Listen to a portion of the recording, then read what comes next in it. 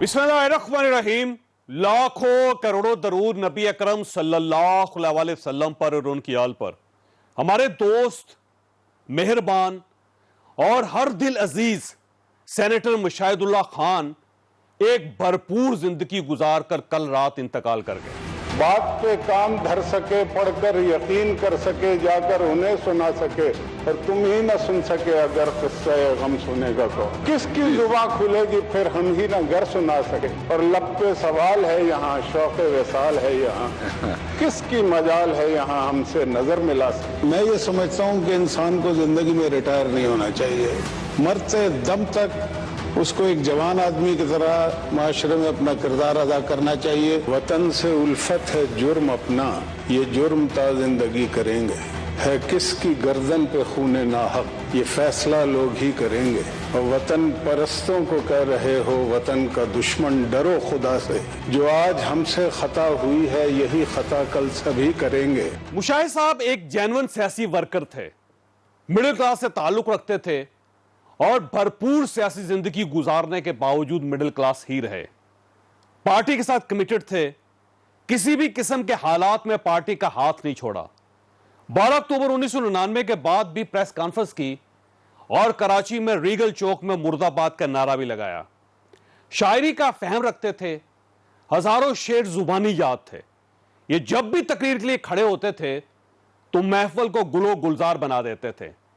इनका खला यकीनन कभी पुर नहीं होगा। अल्लाह ताला इन्हें जवारे रहमत पे जगह दे। हम आज के मौज़ूआत की तरफ आते हैं। हमारी हुकूमत ने अब तक रिकॉर्ड पाकिस्तान के कर्जे वापस किए।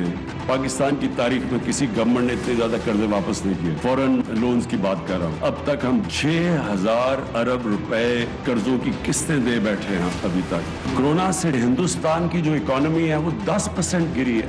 इंग्लैंड के अंदर उनको 300 साल के बाद इतनी बड़ी रिसेशन आई। इसके बावजूद आज पाकिस्तान की इकोनॉमी पॉजिटिव डायरेक्शन की पर जा रही है। जहां जहां बाई इलेक्शंस हुए हैं, हुकूमत का इबरतनाक शिकस्त हुआ है। हम हर सेनेट इलेक्शन के लिए तैयार हैं, हम सीक्रेट बैलेट के लिए भी तैयार हैं, हम ओपन बैलेट के लिए भी तैयार हैं। आप अपना तैयारी करो, मार्च में मार्च होगा। वो आम सेनेट इंतखाबात की वजह से इतने परेशान हो चुके हैं कि हर इदारा को कॉन्ट्रोवर्शियल बना रहे हैं। कभी वो बंदूक इलेक्शन कमीशन के कंधों पे चलाना चाहते हैं, कभी वो बंदूक सुप्रीम कोर्ट के कंधों पे चलाना चाहते हैं, और किसी न किसी से सेनेट इलेक्शन में धांधली करवाना चाहते हैं। मगर जब तक हम जमहूरी कोर्ट में मौजूद हैं, किसी को हम ये इजाजत नहीं देंगे। मैं सेनेट का मेंबर हूं या सेनेट का मेंबर ना हूं, मेरी आवाज को बंद नहीं कर सकते। मेरे पे जाली डिमांड बनाई, मैं उस जाली डिमांड को भी कानूनी तकाजे पूरे करने के लिए पैसे जमा कराना चाहता हूं। जब मैं उस रकम को अदा करने के लिए जाता हूं तो तमाम अफसरान अपनी नशिस्तों से गायब हो जाते हैं, ना अपना बैंक अकाउंट नंबर दे रहे हैं। कैश लिए फिरता हूं कि तुम ये कैश मेरे से वसूल कर लो, कोई पैसे वसूल नहीं कर रहा, क्योंकि उन्हें इमरान खान की तरफ से हदायत है कि आप ये पैसे वसूल ना करें, ताकि टेक्निकल बुनियादों पर इलेक्शन कमीशन के जरिए मुझे इंतखाब में हिस्सा लेने से रोका जा सके। परवेज रशीद के कागजात मुस्तरद और फैसल वाडा के मंजूर हो गए। नून लीग इसे हुकूमती कार्रवाई करार दे रही है। ये बात किस हद तक दुरुस्त है? हुकूमती पार्टी कल तीनों जिमनी इलेक्शन भी हार गई। क्या इसे हुकूमत के खिलाफ रेफरेंडम समझा जाए? और सेनेट में ओपन बैलेट का इशू आज भी सुप्रीम कोर्ट में जेरे बहस रहा। आज चीफ जस्टिस गुलजार अहमद ने रिमार्क्स दिए। अफसोस है पाकिस्तान पीपल्स पार्टी और पाकिस्तान मुस्लिम लीग नून अपने ही मुआहदे से फिर गए। दोनों मिसाके जमहूरियत पर दस्तखत करने वाली पार्टियां अब इस पर अमल नहीं कर रही। मुल्क की दोनों बड़ी सियासी जमातें अपने असूली मौक़िफ़ से पीछे क्यों हट गई हैं? ये सारे इश्यूज हमारे आज के प्रोग्राम का इशू होंगे। हमारे साथ रहिएगा। प्रोग्राम में दोबारा खुश आमदीद। हमारे साथ तशरीफ रखते हैं फरक हबीब साहब, पाकिस्तान तहरीक इंसाफ के साथ इनका ताल्लुक है। नवाज बलोच साहब हमारे साथ तशरीफ रखती है, पाकिस्तान पीपल्स पार्टी के साथ इनका ताल्लुक है। और मलिक अहमद खान साहब लाहौर में हमारे साथ तशरीफ रखते हैं, पाकिस्तान मुस्लिम लीग नून के साथ इनका ताल्लुक है। फरक साहब, ये बड़ा एक सवाल है, सारा दिन लोग एक दूसरे से पूछते हैं कि परवेज रशीद साहब के कागजात जो हैं वो मुस्तरद हो गए और फैसल वाडा साहब के सारे कागजात जो हैं उनको एक्सेप्ट कर लिया गया। आखिर ये फर्क क्यों? देखिए मैं साहब हर आपको साल का कमाल बता क्या है? देखें बात ये है कि हम हर चीज का ना कोई दफा और कंपैरिजन ढूंढने बैठ जाते हैं। मसला परवेज रशीद साहब के मामले में क्या है? परवेज रशीद साहब जो है वो 205 दिन जो है पंजाब हाउस के अंदर रहते हैं। गालबन को 7 साल का अरसा बनता है 2011 से 2018 तक। उनकी जो बेटी हैं साहिबजादी हैं वो भी कमरा नंबर 5D में डी ब्लॉक में वो वहां पे रहती हैं। 705 दिन वो रहती हैं। टोटल कुल मिला के कोई 1 अरब रुपए 1 करोड़ रुपए के करीब जो है वो बिल है जो उन्होंने अदा नहीं किया हुआ। उसके अलावा भी आपको ये बताता चलूं कि माले मुफ्त दिले बेरहम इस तरह माल खुला हुआ था कि वजीर आज़म ऑफिस से फोन आता था। 6 स्पेशल ऑडिट की रिपोर्ट आई हुई है कि 6 करोड़ रुपए के ना दहिंदा है टोटल जो बेनिफिशरीज नहीं जो बेनिफिशरीज है PMLN के दौर के, जिसमें से सबसे बड़े बेनिफिशरी परवेज रशीद साहब हैं। 1 करोड़ रुपया। ये मैं आपको बताऊं ये मामूल की बात है। ये तराजात लगते हैं जो भी डिफॉल्टर है। देखिए बात किसी भी सरकारी इदारे का डिफॉल्टर है पहली ना, बात तो जो उसके डिफॉल्टर कागजात हमेशा मुस्तरद होते हैं हमेशा। पहली बात तो ये है कि हम इलेक्शन लड़ते हैं, लोग ये तराजात लगाते हैं, किसी ने बिजली का बिल नहीं अदा किया, किसी ने सुई गैस का नहीं अदा किया। जब वो अदा कर देता है वो अहल हो जाता है। बात ये है कि आप जो है वो बिरयानी खा गए, लस्सी पी गए, मुर्ग चने खा गए। नहीं और इसके बिल भी हैं, बिरयानी के बिल भी हैं। सर ये वही तो बिल है। आप देखें ना, एक मिनट साहब, कितनी जबरदस्त रिहाइश मिलेगी आपको इस्लामाबाद के बीचों बीच। 2000 महंगी कर देना, 2000 रुपया कमरा तो आज भी है ना। 3500 हो गया ना, अब तो रेट बढ़ गया। 35 से उसको 3 रेट बढ़ गया। 7,500 कर दें। चलो 7,500 मैं कहता हूं जी आप 15,000 करें। मान लेते हैं आप करें 15,000 करें ना। गल तो सुनो ना, लेकिन एक सवाल है साहब, ये बिल तो अदा करें ना सर। ये कौम का पैसा है, ये आम आदमी के टैक्स का पैसा अदा करना चाहिए। लेकिन परवेज रशीद साहब जो है ना एक वाहिद मेरे समझ तो चंद बड़े पार्लियामेंटेरियंस में हैं जिनके ऊपर आज तक कोई करप्शन का केस नहीं बना और हर शख्स उनका एहतराम करता है। इवन जब मार्शल लॉ था और 12 अक्टूबर के बाद भी लोग जो हैं उनका एहतराम करते हैं। सर हम खड़े होकर उनको सलूट मारेंगे। ये मैं करप्शन का केस नहीं कह रहा, ये उनकी तरफ वाजिबुल अदा है। वो आके ये कह दें कि वो नहीं रहते रहे, उनके आज भी कह रहे हैं कि मैं पैसे लेके जा रहा हूं, मैं सर फिर करा देना जमा। जब अफसर ही नहीं मिलते वहां पे, अफसर नहीं मिलते। आप इतने मासूम है। अच्छा अगर आप एक मिनट अगर 95 लाख रुपए आप इधर तो आप एक्सेप्ट करके जमा करवा दें। मुझे 1 मिनट इधर रुक जाए। मुझे आप ये बताएं कि आपका घर का बिजली का बिल आया हो और आप कहें मुझे जो है वो बैंक ही नहीं मिल रहा, मेरे से घर से आगे ले जाइए, मुझे समझ नहीं आ रही। आपका मीटर तो काटेंगे ना। देखिए मसला ये है मीटर कट जाता है ना। पंजाब हाउस के पैसे पंजाब हाउस में जमा होंगे। सर करा देना हो तो लिखा, लेकिन जब वो पंजाब हाउस में बंदा कोई नहीं होगा तो कहां जमा करवाएंगे? 14 अक्टूबर 2019 का दूसरा नोटिस जारी हुआ, उसमें लिखा हुआ है अकाउंट नंबर सुन लेना, उसमें लिखा हुआ नीचे आखिरी पैरा पढ़ें, आखिरी पैरा वो लिखते हैं this payment can be made through cash cross cheque in favour of controller Punjab house Islamabad. उसके ऊपर लिखा हुआ है it is requested that the above mentioned amount may be please be deposited in the government account immediately. और करा दे जमा यार, आप रहे हैं। ओके आप देखे ना, जब सेनेटर थे तनख्वाह लेते थे, हाउस अलाउंस, लेकिन वो बार-बार ये कह रहे हैं, एक तो वो कहते हैं वजीर थे, एक मिनट वजीर थे, हाउस अलाउंस मिलता एक तरफ। अच्छा एक तरफ कहते हैं जाली क्लेम है, दूसरी तरफ कहते हैं मैं पैसे जमा करा दूंगा। वो तो जाहिर है, अगर एक बात करें ना, या तो ये जाली नहीं करेंगे तो फिर उनकी सीट चली जाएगी। या तो ये जाली है, ठीक है, या वो कहते हैं मैं पैसे जमा करा दूंगा। कौन सी बात सच है? दूसरी बात है पैसे जमा कराएंगे, कागजात एक्सेप्ट हो जाएंगे, ये इतराज होता है। मलिक साहब ये पैसे आप खुद ही जमा करवा दे जाके किसी न किसी तरीके से, किसी अफसर मियां साहब से मंगवा लें यार, को डॉलर शालर पाउंड खर्च चले जाए। वो वैसे परवेज साहब ने पैसों का अरेंजमेंट कर लिया हुआ, वैसे तो आगे होंगी ना कोई लेके वो फिर रहे, उनके दोस्तों ने पैसे इकट्ठे करके दिए। ठीक है, मुझे आप ऐसा करेंगे मलिक साहब, ये खुद ही आप आ जाए कल, ज्यादा बल्कि पूरी पार्टी आ जाए और पंजाब हाउस चली जाए और जाके पैसे खुद ही जमा करवा दे, कैमरे साथ ले जाएं। अगर अफसर नहीं होता तो पता चल जाएगा गवर्नमेंट जिम्मेदार है, और अगर अफसर मौजूद होंगे तो फिर आपका ये क्लेम कि गवर्नमेंट जो है वो जानबूझ के कर रही है, मेरा ख्याल आपको फिर ये अपने अल्फाज वापस लेने पड़ेंगे। अच्छा चौधरी साहब, बहुत शुक्रिया आपका। देखिए इसमें मैं आपके सामने 2 सूरत हाल आपके सामने रखना चाहता हूँ। एक तो ये कि मैं परवेज साहब का प्रपोज़र था, तो मैं उनके साथ उस प्रोसीडिंग में शामिल था जब उन्होंने अपने नॉमिनेशन पेपर सबमिट किए और जब उनके ऊपर एतराज़ात दाखिल किए गए। ये जब एतराज़ दाखिल किया गया तो ये तहरीक इंसाफ की एक सूबाई असम्बली की रुकन है, उन्होंने ये एतराज़ दाखिल किया और ये साथ एक नोटिस दिया कि ये पंजाब हाउस का पेंडिंग नोटिस है, और उसके साथ एक स्पेशल ऑडिट रिपोर्ट का एक पैरा 1-2 पैरा का एक पेज भी साथ मौजूद था।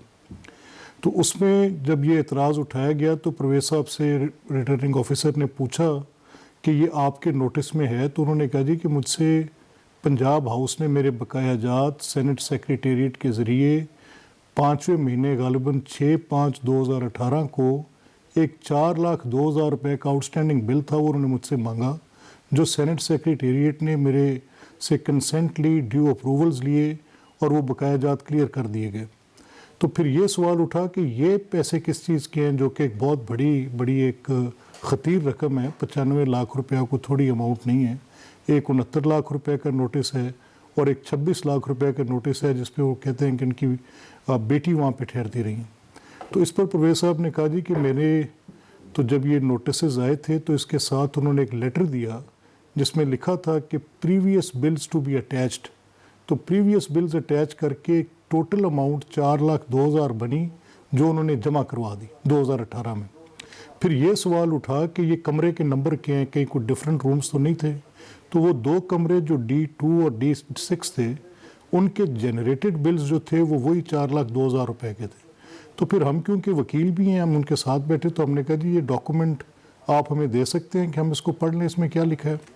तो जब स्पेशल ऑडिट रिपोर्ट का पैरा 1 और पैरा 2 पढ़ा तो उसमें ये अंदाज़ा हुआ कि क्योंकि परवेज़ साहब के 2 टेन्योर थे वहाँ पे ठहरने के। एक तो वो था जब वो पंजाब हुकूमत के अकाउंट पे एज अ स्पेशल असिस्टेंट जाके कमरा लेते रहे और उनकी तारीखें भी साथ दर्ज थीं कि 2011 से कितनी डेट्स में उनके वो बिल्स जनरेट होते रहे।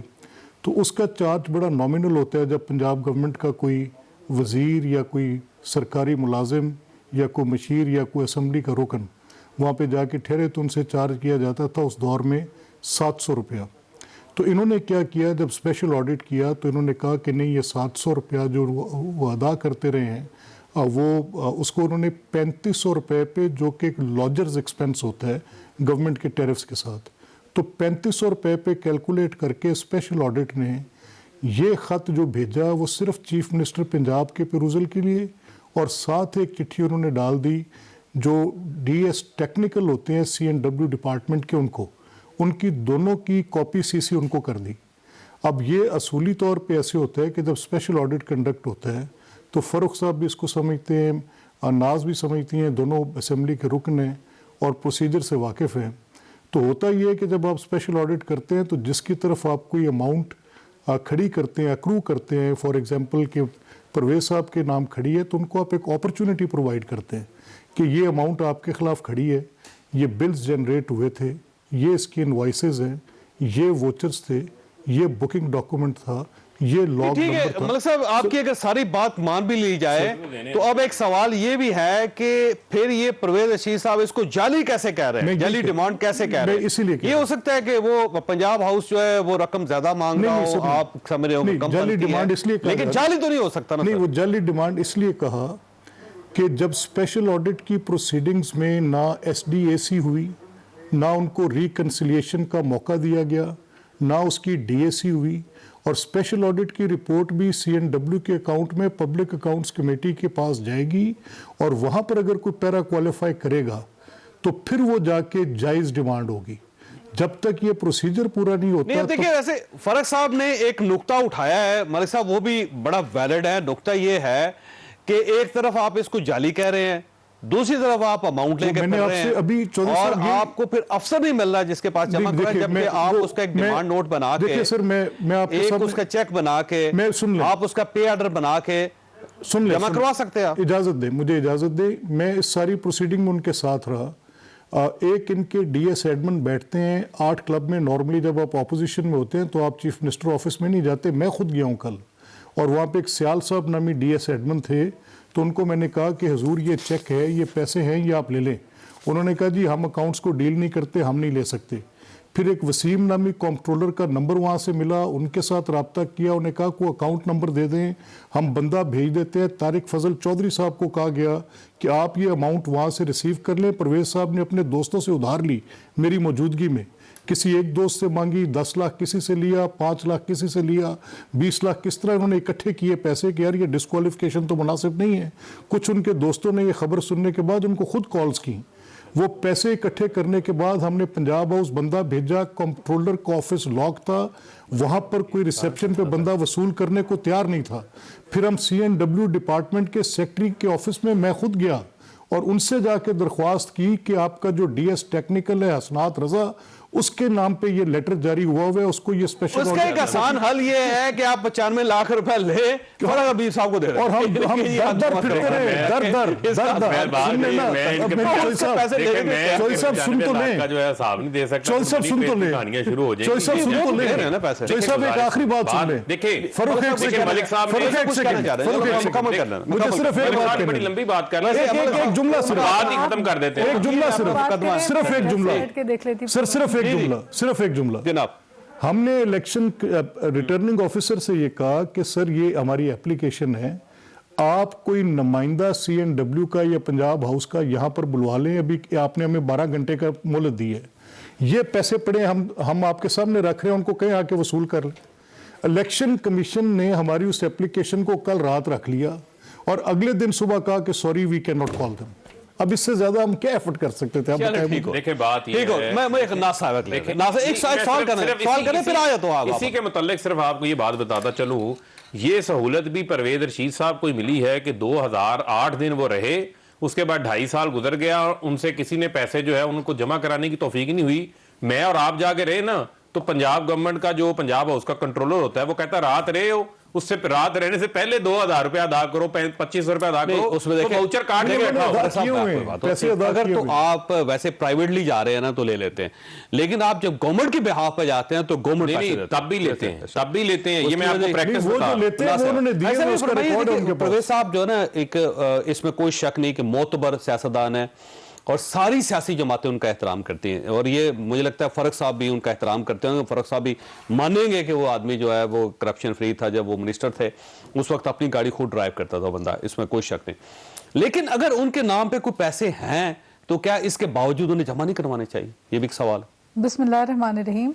देखिए जावेद चौधरी साहब, ये बात दुरुस्त है कि परवेज़ रशीद साहब एक सीजन पॉलिटिशियन हैं और एक बहुत ही उनका तजुर्बा, सियासी तजुर्बा जो है वो सबके सामने है, और एक सेनेट में उनका किरदार बड़ा अच्छा कलीदी किरदार उन्होंने अदा किया। देखिए इस हुकूमत का एक मसला है, और वो मसला ये है कि इनको अपोजिशन के हर कैंडिडेट के ऊपर कहीं ना कहीं कोई ना कोई मसाइल नजर आ रहे होते हैं, और ये जो एनक पैन के इंतकाम की एनक से जो देख रहे हैं लोगों को, आपका ख्याल है कि गवर्नमेंट ने करवाया पंजाब हाउस से मैं कि वो बिल बना दे एक तो और वो देखें, वो पैसे तो वसूल करना बता रहे हैं ना, मलिक अहमद खान साहब तो बता रहे हैं कि वो तो जाके उनसे पूछ रहे हैं कि भाई कहाँ पैसे अदा करने हैं, किसको अदा करने हैं। तो ये तो जानबूझ के ट्रैप करने के हथकंडे हैं। और फिर आप देखें एक ऐसी कमजोर हुकूमत और उसकी फिर खौफ जो इस वक्त इन पे तारी हुआ खौफ है, कभी यूसुफ रजा गिलानी के खिलाफ पड़ जाएंगे, कभी यहाँ परवेज रशीद के खिलाफ चले गए।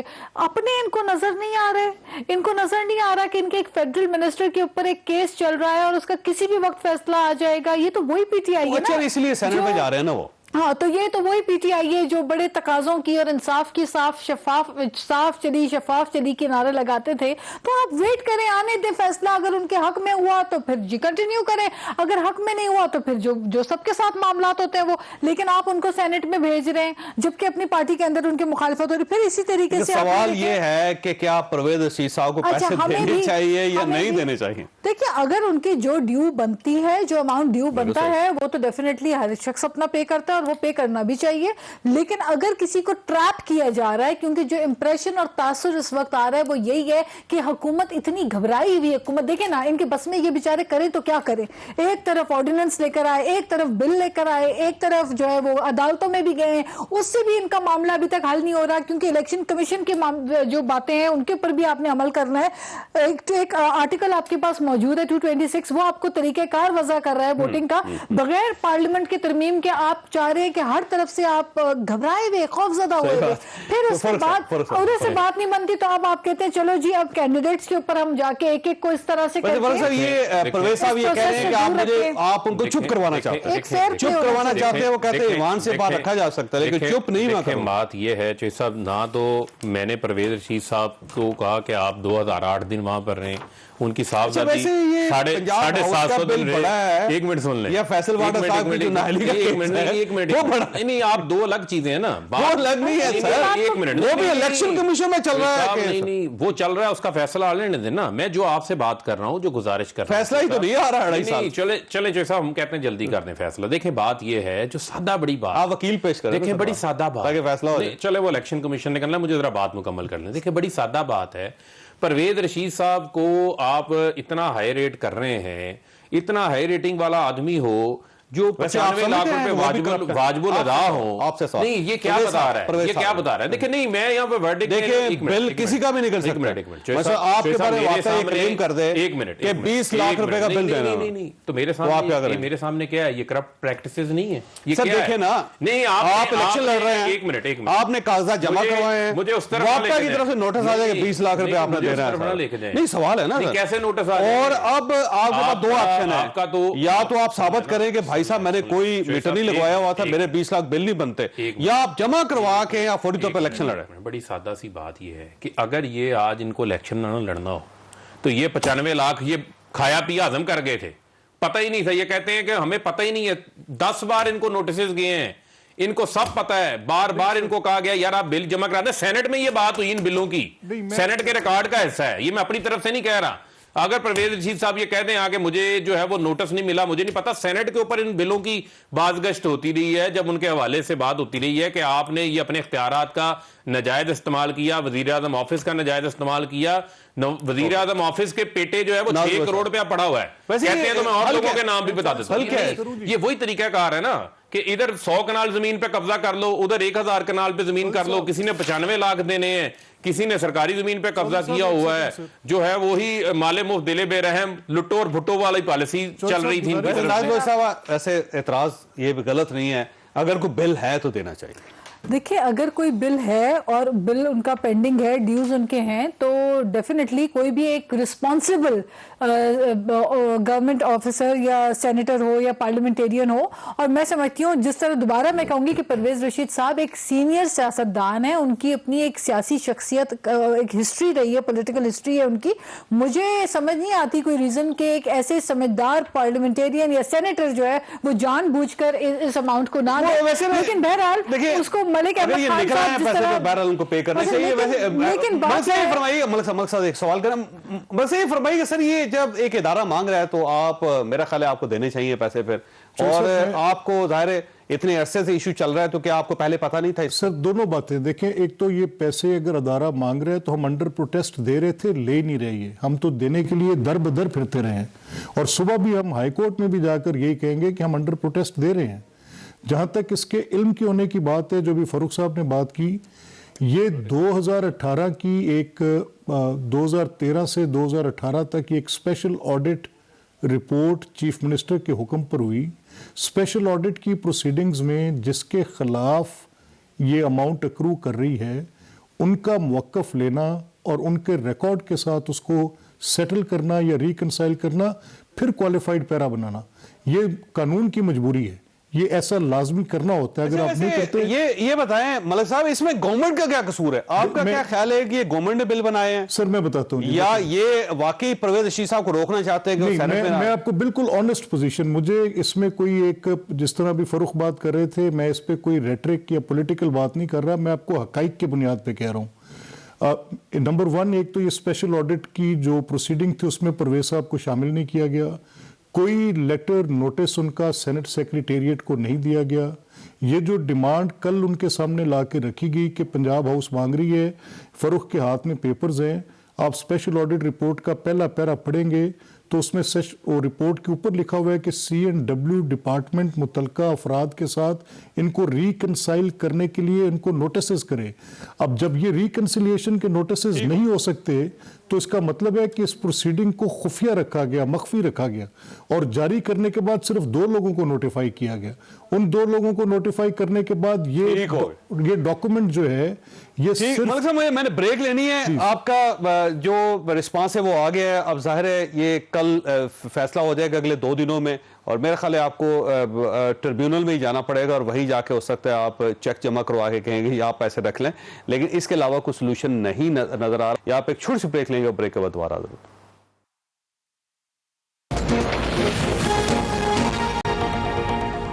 प्रोग्राम में दोबारा खुशामदी। ये फरमाइएगा सर फरक साहब कि ये 3 हलकों में आपके कैंडिडेट कल खड़े हुए, वो तीनों में बड़ी बुरी तरह शिकस्त हुई। होता है ना, पहले आपके अच्छे भले वोट थे और अब तो बिलावल साहब ने आज तकरीर करके भी कह दिया कि बस ये हार गए, रेफरेंडम है, बस अब गवर्नमेंट नहीं रही और गवर्नमेंट को चले जाना चाहिए। तो फर्क बहुत ज्यादा है। नहीं साहब, बात ये है कि जो तो कराची का इंतखाबात हैं, एक तो बड़ी इंपॉर्टेंट है, हम भी उसको देखेंगे, कैंडिडेट सिलेक्शन को अपनी देखेंगे। दूसरी चीज ये है कि जब बाई इलेक्शंस होते हैं, खासतौर पे ये कराची का मलीर का हल्का, इनके वहां पर जो घोटकी के अंदर भी और उधर भी, अल्लाह उनको जन्नत नसीब करे, कोविड की वजह से जो है वो लेकिन ये फर्क देखें आप, देखें सर, देखें बहुत सारे फैक्टर्स हैं ना, 24,000 सब बहुत सारे फैक्टर्स हैं। आपका उम्मीद 4,000, सुन ले 48,000 6,000 का फर्क, सुन ले, बहुत सारा 16,000 2,000 का, बहुत सारे फैक्टर्स हो सकते हैं उसमें। कैंडिडेट सिलेक्शन भी है, दूसरा ये बाई इलेक्शन है जो आपका सेनेट की वजह से ये बड़े इंपॉर्टेंट है। तीनों नहीं, इंपॉर्टेंट नहीं है।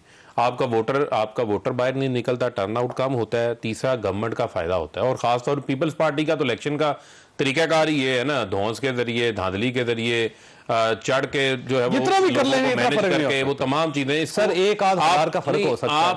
आप उस तरह बाई इलेक्शन का जो रिजल्ट है ना, उसको उसकी रिफ्लेक्शन आप नहीं कह सकते। दूसरी बात ये है, देखिए बड़ी इंपॉर्टेंट, एक एमपी है इस वक्त कोई 20 करोड़ रुपए में बिक रहा है, इस वक्त बड़ा अहम थे आपके 3 हल्के, उससे कोई फर्क नहीं पड़ता। हमें जो ये हल्के हैं, इन हल्कों का पहले हमें अंदाजा है। देखिए बात ये है कि जहां सर एक हमदर्दी का वोट भी होता है, गालमन उन्हीं लोगों को टिकट मिला होगा, उनके किसी घर में की टिकट मिला होगा जिन्होंने ये इलेक्शन लड़ा होगा, लिहाजा उसको आप पॉपुलैरिटी के ऊपर रिफ्लेक्शन नहीं कह सकते। 4,000 से जीतते कोई इशू नहीं था। ये जो फर्क है ना, ये बहुत ज्यादा है। नहीं, ये जो कंस्टिट्यूएंसी है मलीर की, ये कराची का रूरल एरिया है, गोठों का एरिया है, गोठ है। यहाँ से पीपल्स पार्टी के 2 एमएनए जीते हुए हैं। PS 88 में आपने वोट लिए थे 16,000, नहीं, जहां से इस बार लिए 4,000। देखें बात, फिर मैं आपको ये कह रहा हूँ कि ये कोई पॉपुलैरिटी को मैयर करने का कोई मेयार नहीं है। तो बाई इलेक्शंस का नहीं, बाई इलेक्शंस हमेशा आप ज़हन में रखें कि बाई इलेक्शंस में जो वहां पर सूबे की हुकूमत होती है, सही है, हुकूमत के खिलाफ रेफरेंडम फेवर होता है। नहीं, ये रेफरेंडम नहीं है, इसको आप रेफरेंडम नहीं कह सकते कि आप जो है वो बंदूकें लेके खड़े हों। आप सुन तो लेना, सुन लेना, क्यों खड़े हो आप लोगों को हरासा कर रहे हो। ये हलीम आदल शेख साहब का ताल्लुक है। हलीम, एक मिनट, हलीम आदल एक मिनट, कब से हो गया?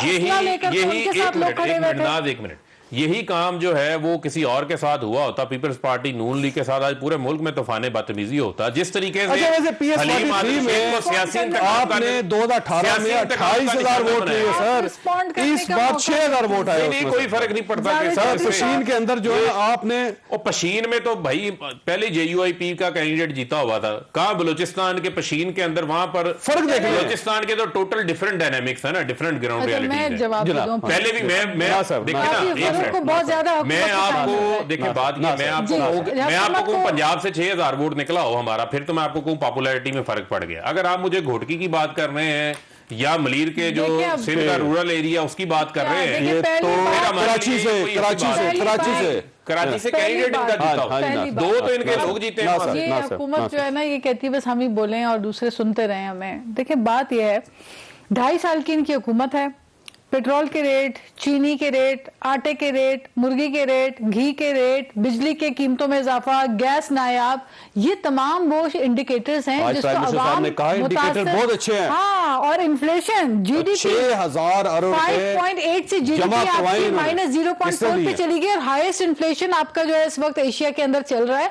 आप मुझे बताइए इन तमाम इंडिकेटर्स के बाद कौन इनको वोट देगा? और ये कराची की बात करें, मलीर की, और ये कह रहे हैं कि जी रूरल एरिया। मैं अपने भाई को दावत देती हूँ, ये आए मेरे साथ, मैं इनको मलीर में ले जाऊंगी। वहां पे मलीर कैंट का भी इलाका पड़ता है जहां से आपको वोट नहीं पड़े हैं। और ये मलीर जो है, ये कराची, वेरी मच कराची है, ये गोठों का इलाका नहीं है। आप जाके देखें, वो शहरी आबादी है। वैसे MNA कौन है? मैं आपको बताती हूँ, MPA जो है हमारे मुर्तजा बलोच साहब थे, जिनका जो MNA इस हल्के से कौन है जो इनके ऊपर जो है MNA, वो जी, पाकिस्तान मली पीपल्स से पार्टी के साथ हमारे हैं या- मली से एमएनए पीपल्स पार्टी के आगा हैं। रफीउल्लाह और वो आगा दूसरे रफीउल्लाह हैं, साहब हैं, एक जाम बजाज के नाम, जाम साहब। अब्दुल करीम बिजार है। हाँ, तो ठीक है ना, MNA वो फिर तो ज़ाहिर है, नहीं, और दूसरी पीपल्स बात पार्टी को जीतना चाहिए। दूसरी बात आप ये देखें, नहीं जो दूसरी इतनी बात- हवा में अच्छा, तो जीत फिर गए मैं- उस वक्त। फरूक, मैं तो आपकी बारे मजबूत में हो गए नहीं तो बोली, जीते हैं फरूक ना। मैं आपकी बारे में नहीं बोली, अच्छा, मेरी अच्छा, बात चलें। पूरी गौर से सुनने। फिर बात हुई कि जी असली की नुमाइश पीपल्स पार्टी ये करती है, पीपल्स पार्टी वो करती है।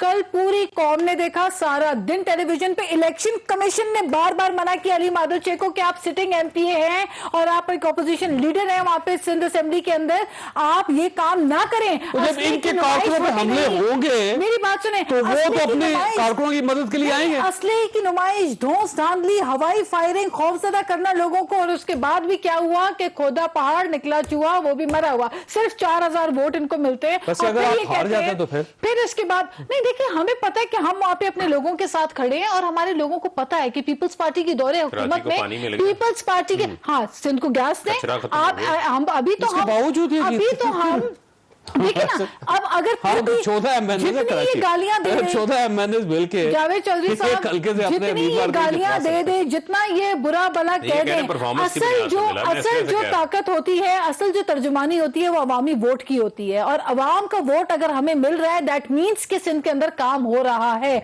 कराची में हम अवामी नुमाइंदगान हमारे अवाम के साथ खड़े होते हैं, उनकी तकलीफों के साथ होते हैं, और लोगों को पता है कि पीपल्स पार्टी के दौरे हुकूमत में ये लुटमार नहीं मची थी जो इन्होंने मचा के रखी मलिक साहब, थी। सवाल ये है, इशू ये है कि अभी एक आपका भी एक ज़िमनी इलेक्शन होने वाला है, उसमें भी पता चल जाएगा। और ये जो आज आप बहुत खुशियां मना रहे हैं ना कि गवर्नमेंट के उम्मीदवार हार गए, तो कल ये ना हो कि आपका उम्मीदवार ना जीत सके और ये रेफरेंडम उल्टा हो जाए पीडीएम के खिलाफ। अच्छा चौधरी साहब, वैसे तो बुनियादी तौर पे बाई इलेक्शंस की जो जो चीज़ ज़्यादा जिसके ऊपर लोगों का फोकस होता है वो ये होता है कि अगर हुकूमती कारकर्दगी जो होती है वो मुनासिब हो तो बाई इलेक्शंस में उसकी रिफ्लेक्शन आती है और इसी बुनियाद पर लोग गेज करते हैं। अगर हुकूमत ये इलेक्शंस लूज़ करती है गवर्नमेंट, तो फिर ये ज़रूर उसके ज़िम्मे बात आती है कि शायद उनकी कारकर्दगी की बुनियाद पे लोगों ने उनके उम्मीदवारों को मुस्तरद किया है। ये आपकी बात दुरुस्त है, बड़ी फेयर बात है। अगर कल हम खुदा न खास्ता इलेक्शंस में हमें कोई शिकस्त का सामना करना पड़ता है तो ये हमारी सीट्स थी, तो इस पे को हमारे मौक़िफ़ पे लोगों का अदम एतमाद नज़र आ जाएगा या कोई ऐसी बात नज़र आएगी कि हमारी लोगों ने वहाँ पे कबूल नहीं किया। और अगर हुकूमत वहाँ पे हारती है तो वो फिर एक बड़ी क्लियर हुकूमत के ऊपर एक अदम एतमाद की लोगों की राय जो है वो सामने आएगी। लेकिन वैसे एक फर्क है वैसे मलिक साहब, वो मानना पड़ेगा कि आप 11 पार्टियां मिलकर इलेक्शन लड़ रही हैं और पाकिस्तान तहरीक इंसाफ का उम्मीदवार अकेला होता है वो।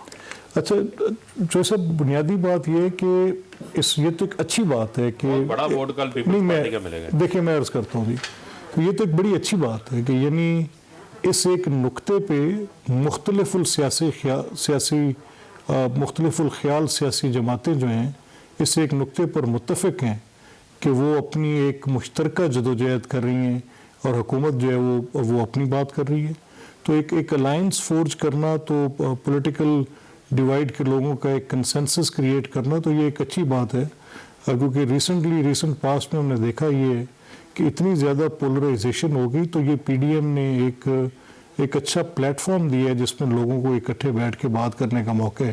नहीं तो यहाँ पे तो हेट स्पीच इतनी ज़्यादा है, पोलराइजेशन इतनी ज़्यादा है। लेकिन अच्छी बात है, लेकिन सर उसका जो नतीजा होगा ना सर आपके ज़िमनी इलेक्शन का, वो बड़ा मैटर करेगा। अगर आप जीत गए तो इसका मतलब ये होगा पीडीएम जीत रहा है, गवर्नमेंट जो है ना वो खसारे में जा रही है, नुकसान में जा रही है। और अगर गवर्नमेंट का उम्मीदवार जीत गया तो फिर मेरा ख्याल है पीडीएम वालों को अपना फैसला दोबारा करना चाहिए। मैं ब्रेक ले ली। फर्क साहब, आपके पास एक सवाल छोड़ के जा रहा हूँ कि ये हफीज शेख साहब इलेक्शन लड़ रहे हैं, साथ यूसुफ गिलानी साहब लड़ रहे हैं, इन दोनों ने जहांगीर तरीन साहब के साथ रब्ता करना शुरू कर दिया है। तो जहांगीर तरीन साहब जो है इतने इंपॉर्टेंट क्यों है सर? वो गिलानी साहब भी उनसे मिल रहे हैं, कोशिश कर रहे हैं, और इधर से हफीज शेख साहब भी।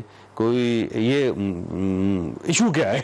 ब्रेक है उतनी इंपॉर्टेंट जहांगीर तरीन साहब एक छोटी सी ब्रेक के बाद दोबारा आ रहा था।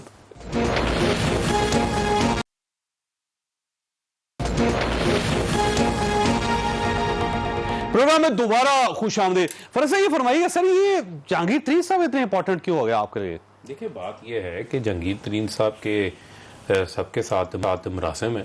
अगर वो हफीज़ शेख साहब के साथ उनकी अगर कोई दोस्ती है, वो जो इजहार कर रहे थे आज, जो मैंने भी मीडिया से रिपोर्ट्स देखी हैं, तो उससे मैं समझता हूँ कोई फर्क नहीं पड़ता। दूसरी बात ये है कि अगर वैसे हफीज शेख साहब को जरूरत नहीं, अब मसला ये था कि शुगर का इशू वो वजीर खजाना हफीज शेख साहब इन्होंने ही उठाया था उनके खिलाफ इशू। देखें बात, और अब वही उनसे राब्ता कर रहा है। और राब्ते शाब्तों का मामला नहीं है। देखें बात ये है, वो मामला चल रहा है, उसी FIA देख रही है, बाकी इन्वेस्टिगेशन एजेंसीज देख रही हैं। जो असल में चीज़ ये है कि गिलानी साहब के लिए मेयार और हो जाता है, गिलानी साहब की रिश्तेदारियां भी आ जाती हैं, गिलानी साहब की दोस्तियां भी आ जाती हैं। गिलानी साहब जब वज़ीर आज़म थे तो उस वक्त कहते थे MNAs ने के साथ उनके बड़े अच्छे ताल्लुकात थे। एक मिनट सुन लेना, बड़ा सिंपल सवाल है, सुन लेना, मेरा भी बड़ा सादा सा जवाब है। शुगर स्कैंडल जो है ये किसने उठाया? नहीं, मेरा भी बड़ा सादा सा जवाब। हफीज शेख साहब वजीर खजाना, मशीर खजाना ना। एक मिनट, कोई उनको क्लीन चिट मिल गई है, उनके ऊपर केस खत्म हो गया? केस तो अपनी जगह के ऊपर कायम है ना, सब ने तो सब जवाब दे। उसमें आप मुजरिम अजीम कह रहे हैं, साथ उससे कह रहे हैं नहीं, कि हमें वोट भी लेके दो, क्योंकि खुद उनका कोई वोट नहीं है, खुद नाअहल है। एक मिनट, वो ना MP है ना MNA, सब मैं उस और उनसे कहा जा रहा है कि वो अपने दोस्तों को इन्फ्लुएंस करके हमें वोट लेके दें। मैं उस तरफ नहीं जाना चाहता कि कौन कह रहा है इन्फ्लुएंस कर रहा है, ये नहीं कर रहा। जहां तक रही बात केस की, केस अपनी जगह के ऊपर कायम है। दूसरी बात जो है, जो सबसे इंपॉर्टेंट ये है कि जो रिश्तेदारियों की बुनियाद पे आप फैसले कह रहे ना होते हैं, तो फिर पीर पगाड़ा साहब को पीपल्स पार्टी में होना चाहिए, जो उनके और रिश्तेदार है सबको पीपल्स पार्टी में होना चाहिए। वो PTI के टिकट पे क्यों आ गए? PTI से क्यों इत्तेहाद कर लिया उन्होंने? लोग अपने सियासी फैसले अपने मुफाद को सामने रख के करते हैं। तो हफीज शेख साहब हफीज शेख साहब मारूजी हालात की वजह से राब्ता कर रहा हूं। नहीं, तो हफीज शेख जो है वो कैंडिडेट है। हफीज शेख तो वो उनको राब्ता तो करना चाहिए किसी MNA से, तो हफीज शेख जिसका वोट है। हफीज शेख अब जो जहांगीर तरीन साहब, उनका तो कोई वोट नहीं है। एक मिनट, जब आपका इंतखाबात होते हैं ना, तो इंतखाबात में चोई साहब मैंने तो आपसे भी आगे वोट मांग लेना है कि चोई साहब ਤੁਹਾਡੇ भी 4 तलक फैसलाबाद जो असूली मौक़िफ़ नहीं, असूली मौक़िफ़ इखलाकियात नहीं। ये देखें, आप हमेशा इखलाकियात की बात नहीं है, ये आपका कैंपेन का एक प्रोसेस होता है। तो फिर मैं आपको एक आसान हल बताता हूं। उसमें भी हफीज शेख साहब बता देंगे क्या हकीकत है, क्या सच्चाई है। देखें ना, हफीज आज मीडिया के ऊपर ये खबर चली है, मेरे पास तो ना वो वोट मांग रहे हैं, तो चाहिए शहबाज शरीफ साहब से भी जाकर वोट मांग लें, जिनका वोट है तो सही, या वो आसिफ अली ज़रदारी साहब के पास भी चले जाए। देखें, जो कैंडिडेट होता है ना, कैंडिडेट उम्मीदवार हर बंदे से वोट मांगने जाता है। वोट जहांगीर तरीन साहब वोटर है ना, उनके पास वोट है ही नहीं। सुन लें, हम तो अपनी पार्टी के हवाले से हमारे जितने वोट हैं वो हफीज शेख को पड़ेंगे और हम हफीज शेख को इंशाल्लाह जितवाएंगे।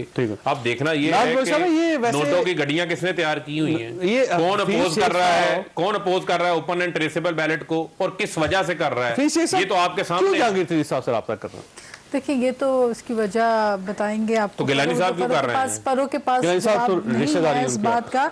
असल में देखें, पहले बहुत ज्यादा जो है ना लोगों को इस्तेमाल किया गया, PTI ने किसी के जहाज इस्तेमाल किए, किसी को कहीं से जो है वो इस्तेमाल करके वोटों तो अब देखें, अब बात ये है कि एक तरफ KPK में आप देखें कि बड़े बड़े बिलियनर्स को टिकट दिया गया है जिनका ताल्लुक PTI से था ही नहीं, और ऐसे ऐसे बिलियनर्स को दिया गया है कि उनका मकसद क्या है ऐसे लोगों को टिकट देने का। साहब को टिकट देके वापस ले लिया और वो बाप ने उनको ओन कर लिया। अच्छा, दूसरी बात, उन्होंने उनको टिकट दिया। जी, अब आप ये देखें कि ऐसे ऐसे जो है अजूबे हो रहे हैं इस हुकूमत में कि इंसान हैरान है। फिर आप ये मुझे बताइए कि अब सेनेट के इलेक्शंस के अंदर एक तरफ तो ये जा रहे हैं भाई सुप्रीम कोर्ट में, एक तरफ ये ऑर्डिनेंस लेकर आ रहे हैं, एक तरफ ओपन बैलेटिंग की बात कर रहे हैं, साफ चली शफाफ चली का नारा लगा रहे हैं, फिर दूसरी जानिब जो है लोगों के पास जा रहे हैं वोट मांगने के लिए।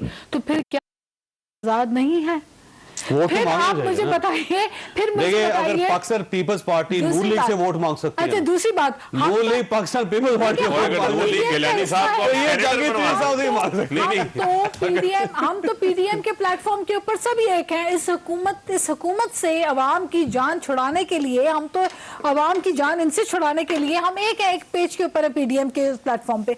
अब बात यह है कि ये जो नहीं, ये हम क्या किस एहतसाब से जान छुड़ाएंगे? ये अगर हफीज साहब को वोट चाहिए ना, और जहांगीर तरीन साहब से उनके जो इन्फ्लुएंस में वोट्स हैं, तो फिर उन्हें ये शुगर स्कैंडल जो है ना उसकी फाइल बंद कर। एक मिनट से सब बात सुने, इससे बड़ा इंतकाम क्या होगा जो आज गिलानी साहब ले रहे हैं नून लीग से, जिन्होंने उनको नाहल करवाया था, जरदारी साहब बल्कि ले रहे हैं एक मिनट। अच्छा, वैसे प्राइम मिनिस्टर की इजाजत से मिल रहे हैं? नहीं, मेरे इल्म में ऐसी कोई चीज नहीं, मेरे इल्म में ऐसी कोई चीज नहीं, ना PM साहब की कोई इजाजत है। दूसरी बात ये, इससे बड़ा इंतकाम क्या होगा कि आज PMLN जो कहती थी उतरो कुर्सी से, आप नहल लो, अच्छा, एक दिन वजीर आजम नहीं बन सकते, नाहल करवाने में भी आगे थे, अब उनको सेनेटर बनवाने में भी आगे 100 अरब रुपए का स्कैंडल है शुगर का। बड़ी बात है। नहीं, इससे भी बड़ी बात बताती बड़ी बात हूँ, इससे भी बड़ी बात मैं नहीं तो बताती 26 हूँ। अरब रुपए की जो शाहिद खाकान अब्बासी ने रातों रात नून लीग को बड़ी सब्सिडी दे बात दी थी। मैं बताती हूँ तो आप उनको। शायद खाकान अब्बासी वोट मांगे ना? मैं बताती हूँ। सर उनसे वोट मांगे, उनका वोट है शायद खाकान अब्बासी का, उनके पास इससे है। हम नहीं लेते उनका वोट, वो इससे भी रखे बड़ी वोट बात अपने ये मैं पास। जहांगीर बताती प्रिंस हूँ, साहब से राब्ता इससे करिए। बड़ी बात ये बताती हूँ। हम तो आपको कहते हैं कि आपके ताल्लुकात बड़े अच्छे हैं लोगों के साथ, आप भी अदम एतमाद के वक्त इनको 14 वोट ज्यादा मिल जाते हैं, तब इनका कसूर नहीं होता। अल्हम्दुलिल्लाह, बिस्मिल्लाह करें, उनको निकालें पार्टी से। नहीं, चौधरी सरवर साहब को जब वोट ज्यादा मिलते हैं तो नहीं मामला उनको भी निकालें। अच्छा, दूसरी बात निकालना ये चाहिए है, वैसे आप। दूसरी निकालें बात ना, ये क्यों नहीं है, निकालते? क्रॉस ना करें, मैं मलिक साहब बात के पास मुकम्मल कर जाना, मलिक लूं। साहब। बात यह है कि ये बहुत कुछ याद दिला रहे हैं, इनको बहुत ज्यादा दुख हो रहा है, इनको परेशानी हुई भी है कि भी नून लीग और पीपल्स पार्टी एक साथ क्यों है PDM में। लेकिन हमने तो नहीं कहा था किसी को पंजाब का सबसे बड़ा डाकू, और उसके बाद उठा के आपने उनको जो है पूरा पंजाब का सरबराह बना दिया। फिर आप जिसको चपरासी नहीं बनाना चाहते थे उसको वजीर दाखिला बना दिया आपने। नहीं, अब तो देखिए खान साहब ने चौधरी शुजात साहब को कहा है कि मुझे भी परवेज लाई की तरह भाई समझे, तो भाई ये गलत कर रहे हैं। मलिक साहब ये फरमाइए सर, ये को निकाले ना ताकि वो भी कहे मुझे क्यों निकाला। ये सब अकेले कह रहे हैं को 7 बंदे रल जन के नाल। मलिक साहब ये फरमाइए सर, ये जो ओपन बैलेट का इशू है, ये ज़ाहिर कल मेरा ख्याल है शायद फैसला हो जाए, ये तो क्या होना चाहिए सर, क्या सूट करता है आईनी लिहाज से? सर देखिए, मैं तो बड़ा मोतरेज हूँ इस बात पे, और मैं तो सीक्रेट बैलेट का एडवोकेट हूँ, openly and with all my voice even in the पहले पार्टी। नहीं थे वैसे? सर पहले नहीं थे वैसे? नहीं, मैं हूँ जी, और मुझे बड़ा सख्त एतराज है कि पूरी पार्लियामेंट्री पार्टीज को डिस्ग्रेस किया जा रहा है। सुप्रीम कोर्ट में भी ऐसे बात हो रही है जो कि बिल्कुल गैर मुनासिब। मैं पार्लियामेंट्री पार्टी का हिस्सा हूँ, मैं तो ये इंसल्ट बर्दाश्त नहीं कर सकता। अब पार्टी लीडरशिप बात कर रही है कि वोट ऐसे पार्लियामेंट्री पार्टीज की, तो दिस इज इनटॉलरेबल। कैसे हो सकता है? जब वोट बिकता है तो वो भी तो वो आप उन लोगों को सजा दें ना सर। अगर आपकी मीडिया हाउसेज में कुछ लोग गलत होंगे तो आप क्या सारे मीडिया हाउसेज को ब्लेम कर देंगे? आपने तो 14 अरकान को दी। No, not at all, not possible. आपने 14 अरकान को नहीं, इन्होंने तो फिर भी दे दी। देखिए सुने, पहले ही दी है। नहीं चौधरी साहब, दी तो थी इन्होंने। चौधरी साहब, I can't take, I can not take that कि मैं एक आप पूरी की पूरी एक सिस्टम को ब्रांड कर रहे हैं। मैं तो इसके बिल्कुल खिलाफ जहां तक हो सका अपनी आवाज उठाऊंगा कि आप अपनी सारी पार्लियामेंट्री पार्टी पे भी ट्रस्ट कर रहे हैं। और ये क्या तमाशा लग गया कि वो लोग। देखिए सर, मसला ये है कि आज चीफ जस्टिस ने भी ये कहा है कि आप दोनों ने तो COD किया हुआ था। जी देखिए, मैं आपको तो कम से कम मेरा करना चाहिए। चौधरी साहब, पास एक मौका है तो चौधरी साहब, वो जो मामला आज हमारा इन पे एतराज का है, लिविंग असाइड माय पोजीशन, मैं पार्टी पोजीशन से बात करूं, मैं तो सीक्रेसी ऑफ बैलेट का एक एडवोकेट हूं, लेकिन फिर भी ये जिस तरीके से ये एक आईनी तरमीम के बगैर इस मामले को लेकर जा रहे हैं। ख्वाजा साहब, आपने अपनी फैसला खुद कर लीजिएगा। अल्लाह ताला आप और आपके अहले खाना को किसी मुसीबत से महफूज रखे। अल्लाह हाफिज।